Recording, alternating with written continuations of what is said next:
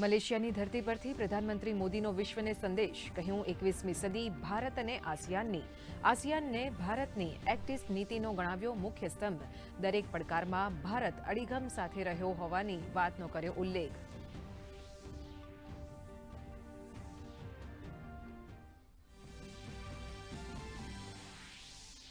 બિહારમાં ચૂંટણીને પગલે આક્ષેપ પ્રતિ આક્ષેપનો દોર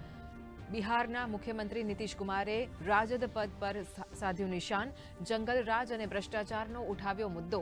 આરજેડી નેતા દ્વારા વક્ફ એક્ટને ફાળવાના કૃત્યને ગણાવ્યું તૃષ્ટિકરણનો ભાગ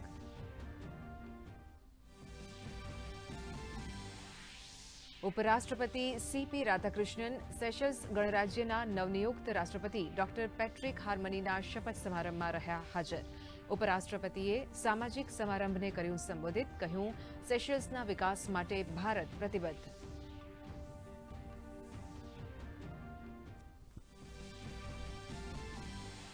છત્તીસગઢના કાંકેર જિલ્લામાં સુરક્ષા દળોને મળી મહત્વની સફળતા 21 માઓવાદી કેડરોએ કર્યું સરેન્ડર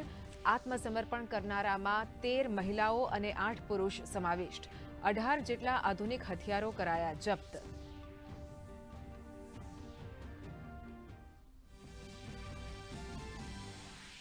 રાજ્યમાં કારતકમાં છવાયો અષાઢી માહોલ ગીર સોમનાથના સૂત્રાપાડામાં પોણા 2 ઇંચ વરસાદ તો છોટાઉદેપુરના કવાંટમાં સતત બીજા દિવસે મેઘ પ્રકોપ કપાસ ડાંગર સોયાબીન સહિતના પાકને નુકસાનની ભીતિ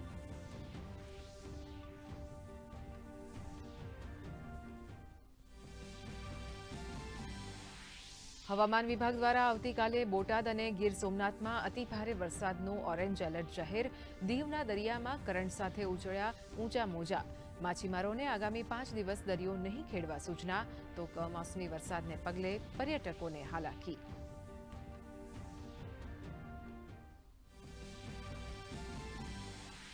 બનાસ ડેરીના ચેરમેન તરીકે સતત ત્રીજી વાર શંકર ચૌધરીની વરણી વાઇસ ચેરમેન તરીકે ભાવાભાઈ રબારીના નામ પર લાગી મંજૂરીની મહોર બનાસ ડેરી ખાતે યોજાયેલ બેઠકમાં લેવાયો સર્વાનુમતે નિર્ણય